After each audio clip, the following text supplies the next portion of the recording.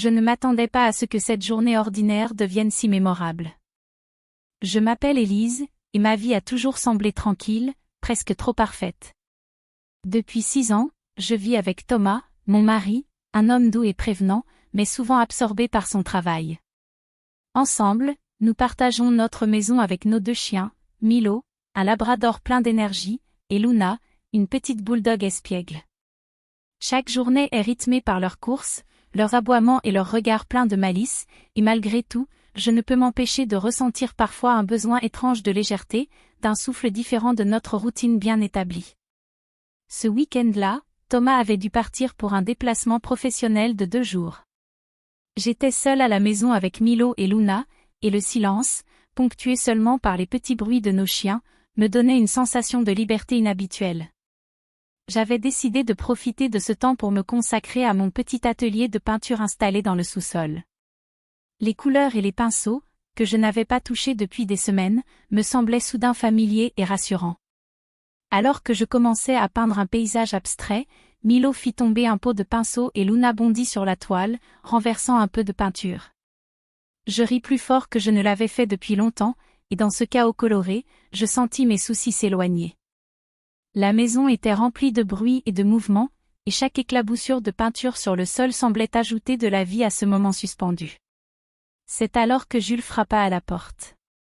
Il était mon voisin d'enfance, quelqu'un en qui j'avais toujours eu confiance, mais que je n'avais pas vu depuis plusieurs années.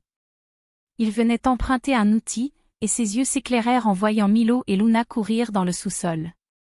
Nous avons commencé à parler, d'abord simplement, de souvenirs partagés, de nos années d'école, de moments qui semblaient appartenir à un autre temps. La conversation se prolongea naturellement, et nous nous sommes retrouvés à organiser un petit jeu avec les chiens dans le jardin. Milo bondissait pour attraper la balle, Luna le suivait avec une énergie folle, et nous courions tous les 2 après eux, riant à chaque pirouette et chaque chute maladroite. Le soleil descendait lentement, donnant à la scène une lumière douce et dorée, et je me surpris à savourer cette complicité inattendue. À un moment, Milo bondit sur moi alors que je tentais de lancer la balle, et Jules se précipita pour me rattraper. Nos mains se touchèrent, et je sentis un frisson léger, un instant trop long, suspendu entre le jeu et la proximité. Nos regards se croisèrent, et dans ce court moment, j'eus l'impression que le temps s'était arrêté. Les chiens couraient autour de nous, mais nous restions quelques secondes seuls, enveloppés dans cette bulle d'attention mutuelle, rieuse et tendre. Après ce petit épisode, nous continuâmes à jouer encore un peu, inventant de nouvelles manières de lancer les balles, de faire sauter Milo et Luna par-dessus de petites barrières improvisées. Chaque rire, chaque geste rapprochait notre complicité, et je ressentais une joie simple et intense, une légèreté que je n'avais plus connue depuis longtemps. Même si Thomas n'était pas là, la maison ne m'avait jamais semblé aussi vivante. Quand le soir tomba, Jules s'attarda encore quelques instants pour admirer le ciel depuis le jardin. Nous nous assîmes sur le vieux banc en bois, regardant les lumières de la ville scintiller au loin. Je sentais cette proximité douce et innocente, un mélange de souvenirs et de moments partagés, qui me faisait sourire malgré moi. Puis il partit enfin, et je restai un moment à contempler les chiens, qui s'étaient installés à mes pieds, fatigués mais heureux, pendant que le calme de la maison reprenait ses droits. Et pourtant, je savais que ces quelques heures avec Jules resteraient gravées dans ma mémoire, non pas comme quelque chose d'inapproprié, mais comme un souffle inattendu de complicité et de tendresse dans ma routine. Une histoire de rire, de jeux, de chiens et de moments suspendus, qui ferait battre mon cœur un peu plus fort, sans jamais franchir aucune limite. Les jours suivants, la routine reprit son cours, mais quelque chose avait changé en moi. Thomas était toujours pris par ses dossiers et ses réunions interminables, tandis que moi, je retrouvais chaque matin Milo et Luna, prêts à me tirer du lit avec leurs aboiements enthousiastes. Pourtant, dans un coin de mon esprit, je gardais encore l'image de ce moment avec Jules dans le jardin. Une image douce et légère, mais qui me faisait sourire plus que je ne voulais l'admettre. Un après-midi, je décidai de refaire un peu d'ordre dans le sous-sol, de ranger les toiles et les pinceaux, et peut-être de continuer ma peinture. Milo et Luna me suivaient partout, faisant tomber quelques pots de peinture et des pinceaux, et je me mis à rire en ramassant le chaos coloré. Soudain, j'entendis un léger coup à la porte. C'était Jules. Il avait trouvé un vieux carton de jouets pour chien qu'il voulait me rendre, mais il resta à parler un moment, observant les chiens jouer. Nous avons commencé à discuter de tout et de rien, et je me rendis compte à quel point il était facile de parler avec lui. Les rires revenaient naturellement, et le temps semblait s'étirer autour de nous. À un moment, il proposa d'aider à entraîner Milo et Luna à faire quelques tours simples, pour les stimuler un peu. Nous nous sommes donc retrouvés dans le jardin, à courir après les chiens, à les faire sauter par-dessus de petites barrières improvisées, à leur lancer des balles et à les applaudir à chaque exploit. Milo bondissait pour attraper une balle, Luna le suivait avec une énergie folle, et nous nous mettions à rire sans retenue. Puis, à un moment, je trébuchai légèrement sur un tapis, et Jules fut là pour me rattraper. Nos mains se touchèrent, un contact rapide mais un peu trop long, et je sentis un frisson parcourir mon corps. Rien de dangereux, rien de déplacé, juste un frisson léger et inattendu, un instant suspendu dans notre complicité. Après ce moment, nous restâmes un peu seuls à ramasser les jouets et les balles, tandis que Milo et Luna gambadaient autour de nous. Nos regards se croisèrent plusieurs fois, et je sentis cette proximité étrange mais innocente, comme si nous étions dans notre petit monde à part, coupés du reste. Je pris conscience que ces instants, bien que simples et anodins, avaient une intensité que je n'avais pas connue depuis longtemps, la joie pure de partager un moment, d'être regardée et comprise, même pour quelques minutes. Quand Jules partit enfin, je le raccompagnai jusqu'à la porte, et nos mains se frôlèrent une dernière fois. Je restai quelques secondes à regarder la rue vide, Milo et Luna assis à mes pieds, et je sentis un mélange de contentement et de nostalgie. Ces quelques heures, ce rire partagé et cette complicité me semblaient précieux, un souffle de vie inattendu dans ma routine quotidienne. Le soir, Thomas rentra du travail plus tôt que prévu.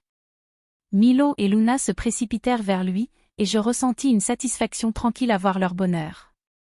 Nous passâmes la soirée ensemble, simple et heureux, mais une petite étincelle de souvenir de ce moment avec Jules restait présente en moi. Ce n'était rien de plus qu'un instant de complicité et de proximité, mais il avait laissé une marque, un souvenir doux, une petite chaleur qui persistait dans mon cœur. Et ce fut ainsi, dans cette maison pleine de chiens, de rires et de couleurs, que je compris combien certains instants, même anodins et innocents, peuvent marquer notre vie, sans jamais franchir aucune limite. Milo et Luna s'endormaient à mes pieds, et je me laissais emporter par le calme de la maison, un léger sourire aux lèvres, en repensant à cette journée pleine de légèreté et de tendresse. Les jours suivants, la routine reprit son cours.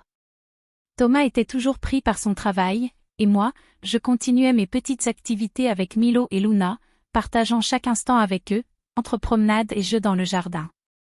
Pourtant, je sentais une légère tension dans l'air, un souvenir persistant de ce week-end avec Jules. Ce n'était pas un regret, ni une faute, juste la mémoire douce d'un moment de complicité inhabituel.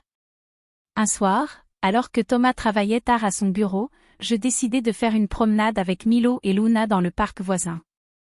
L'air était frais, et les lumières de la ville commençaient à s'allumer, donnant au monde un éclat doré et presque magique. Milo courait devant moi, Luna lui emboîtait le pas, et je riais en les voyant bondir dans les feuilles tombées. Soudain, à une intersection familière, je vis Jules apparaître. Il promenait son chien, un berger allemand majestueux. Nos regards se croisèrent, et nous nous saluâmes d'un signe de tête. Sans réfléchir, je m'approchai, et nous décidâmes de marcher un peu ensemble. Les chiens jouaient entre eux, et nous parlions de tout et de rien, de souvenirs, de travail, de livres et de peinture. L'atmosphère était détendue, presque magique. À un moment, nous nous arrêtâmes sur un petit banc, sous un arbre dont les branches dessinaient des ombres douces sur le sol. Les chiens étaient assis autour de nous, épuisés mais heureux. Jules me tendit une main pour m'aider à m'asseoir après un léger déséquilibre, et nos mains se touchèrent, un contact simple mais qui fit battre mon cœur un peu plus vite. Rien de plus que ce frisson fugace, mais suffisant pour me rappeler la légèreté et l'amusement de ce week-end passé. Puis, nous entendîmes les aboiements de Milo et Luna.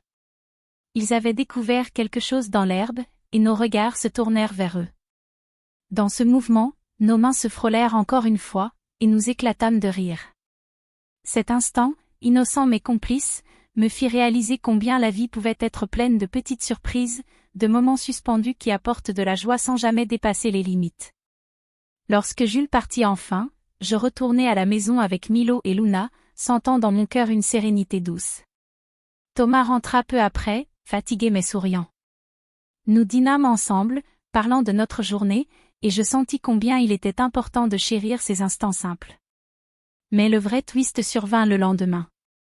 En ouvrant la boîte aux lettres, je découvris une carte postale inattendue, une photo de Milo et Luna jouant avec le berger allemand de Jules, prise par un passant dans le parc. Sur le dos, un mot manuscrit. Parfois, les moments les plus légers deviennent les souvenirs les plus précieux. Je souris, surprise et touchée.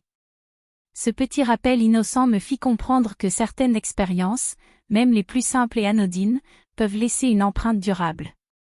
Et que la vie, avec ses instants de complicité inattendus, ses rires partagés et ses souvenirs suspendus, peut toujours nous surprendre, même dans la plus parfaite des routines.